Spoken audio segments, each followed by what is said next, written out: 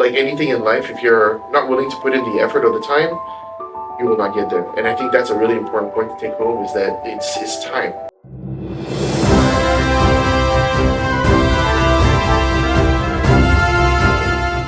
Welcome to the Adlympics, Sons of Champions, where today we have an award-winning creative mind with us to share his journey to the podium of ideas. My name is Gong from Taylor University's Advertising and Brand Management.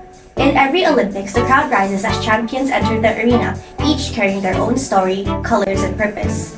In this podcast episode, we have with us Jonn Dogra, Creative Director of Hakuhodo, Malaysia. So, let's start there. Sure. If this was your opening ceremony, how would you introduce yourself? How would I introduce myself? Yes. I think I'd walk out to Motorhead's Ace of Spades song. Maybe I'd be wearing something similar to this and then tell everybody that I'm third generation advertising. My mom was in branding on the client service side. My father was a creative director at Hakuhodo, funny.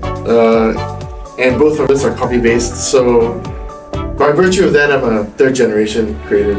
Amazing.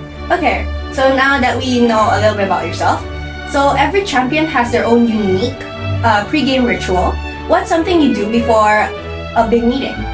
So, back when I was a junior, I used to get really nervous because I didn't know how to present very well. And it took me a long time to realize that it's not action, it's acting. So you kind of prepare yourself to be a voice of the work that you're trying to sell. And a lot of the time, the nervous energy, the anxiety, it's about turning that into performance energy. So you don't want to necessarily be calm if you're not that type of person. But if you're energetic, you're anxious, and you've got nervous energy, you should take that, harness it, and just sort of go into the meeting and be the work. So embody the work and all that. And if you're not sure, maybe you shouldn't be there. So, pro tip. Pro tip, amazing. Yeah. So as we know that every race has, of course, its own hurdles, what's some key challenges or turning points that really tested your endurance and tenacity in this industry that's, as I'm sure you know, is very competitive? Wow, I think back in the day, we didn't have data. We would have to pay Nielsen for the data. There wasn't a lot of worldwide data coming through. And I think more importantly, Malaysia is one of like maybe 5 markets in the world where we have to split our languages 3 ways, 4 ways sometimes, especially when we're talking to East Malaysians as well. And that becomes a very difficult proposition. And it's very difficult for an industry junior to come in with their singular language background and adapt to the situation. It's a very interesting problem to have, and that was one of the early hurdles I had when I was coming up in the industry.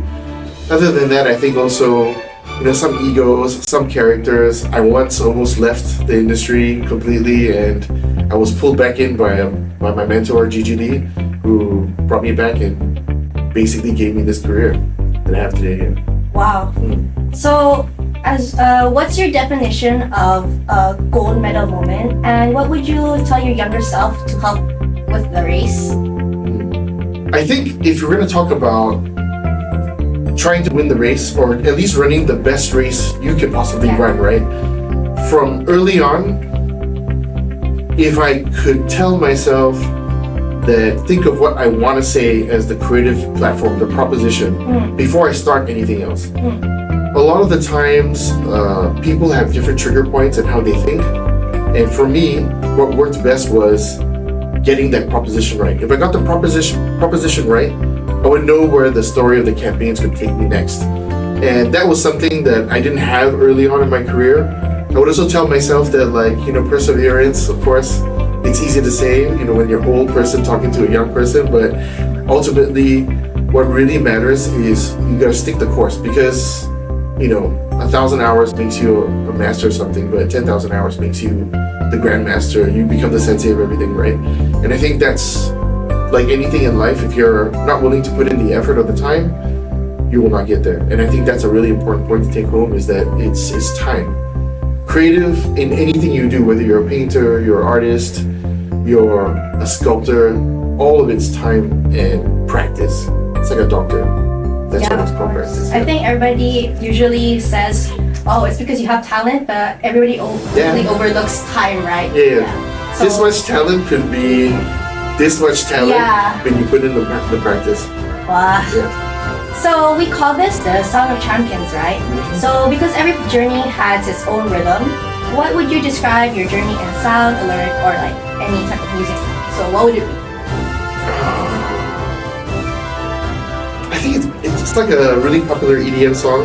Mm-hmm. So it starts off with a sort of a beat, and then there's a lull in your career, and then the bass drops, and then everything becomes very hectic all the way to the end. Okay. So it's always a period in your life, like in a year of advertising work, where you're gonna have the steady stuff, you're gonna have the drop, and then you're gonna have the chaos that happens after the drop. Oh. So I think that for me, if it's kind of like saying, oh, it's like Darude Sandstorm, really old song, but I'm sure it picked up really well 3 years ago because of Twitch. But that would probably be that sound for me. But also, I've always really liked Dumb and Dumber. So there was a scene where Jim Carrey asks his captor or his kidnapper, "Do you want to know what the most annoying sound in the world is?" And then he just screams in his ear the most ridiculous sound you've ever heard. And that for me, it sort of sums up my life, I guess. Wow, that's very unique. And then that's the end of our interview. And then so we can say goodbye to the viewers. Goodbye, thank you. Take care.